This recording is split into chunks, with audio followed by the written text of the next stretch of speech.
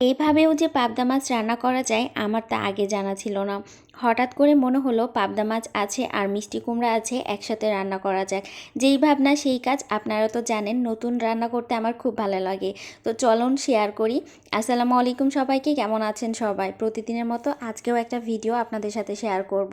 এখানে কিন্তু আমি পাবদা মাছ নিয়েছি আর মিষ্টি কুমড়া নিয়েছি, সাথে সামান্য পরিমাণ পেঁয়াজ কুচি দিয়ে নিয়েছি পেঁয়াজ বাটা, রসুন বাটা, জিরা বাটা। পেঁয়াজ বাটা, জিরা বাটা, রসুন বাটা এগুলো ছাড়া মাছ খেতেই পারি না যেন। তারপরে দিয়েছি লবণ পরিমাণ মতো, হলুদ দিয়েছি আর মরিচের গুঁড়া দিয়েছি। খুব সামান্য পরিমাণে মরিচের গুঁড়া দিয়েছি, সাথে কাঁচামরিচও ব্যবহার করব। পরিমাণ মতো তেলও দিয়ে নিব। তারপরে হাত দিয়ে মাখিয়ে একেবারে বসিয়ে দিব। এইভাবে হাত দিয়ে মাখিয়ে রান্নাটাও যে এত বেশি মজা হবে তা আমি আসলেই ভাবিনি।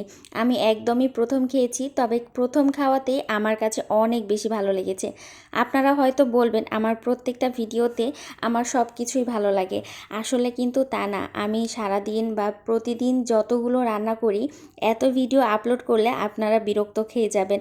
আমার কাছে যেই ভিডিওটা অনেক ভালো লাগে, মানে যেই রেসিপিটা অনেক বেশি ভালো লাগে, ওইটাই কিন্তু আপনাদের সাথে শেয়ার করি। আমার কাছে মনে হয় আমার যারা ফলোয়ার্স আছে বা যারা শুভাকাঙ্ক্ষী আছে, সাথে যারা নতুন রাঁধুনি প্রতিদিন কি রান্না করবে কি খাবে ভেবে পায় না, তাদের জন্য এই ভিডিওগুলো। তো এই তো আমি খুব সুন্দর করে হাত দিয়ে কিন্তু মাখিয়ে নিয়েছি। মাখানোটা দেখেই বুঝতে পারছেন কতটা মজা হবে খেতে।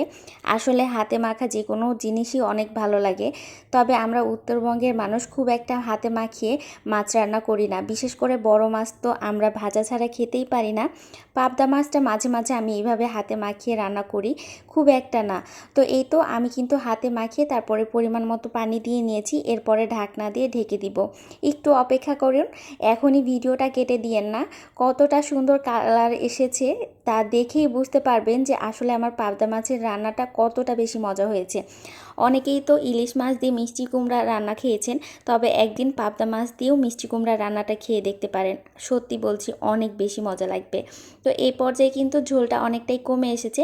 যখন অনেকটা ঝোল কমে এসেছে তখন কিন্তু আমি চুলাটা অফ করে দিই। এই রান্নাটা করতে আমার সর্বোচ্চ 20 মিনিট সময় লেগেছে। মানে এত কম সময়ে এত মজাদার একটা রেসিপি তৈরি করে ফেলেছি, তো আমি তো অবাক। তো কেমন লাগলো আমার আজকের ভিডিওটা? ভালো লাগলে তো অবশ্যই লাইক, কমেন্ট, শেয়ার দিয়ে পাশে থাকবে। আর যারা ফুল ভিডিও দেখে আমার এতক্ষণ সাথে ছিলেন তাদেরকে তো অসংখ্য অসংখ্য ধন্যবাদ। কেননা অনেকেই ফুল ভিডিও দেখতে চায় না, আর যারা এই পর্যন্ত দেখেছেন তারা তো অবশ্যই একটা ধন্যবাদ পাওয়ার যোগ্য, তাই না? তো আজকের মতো কিন্তু ভিডিওটা প্রায় শেষের দিকে।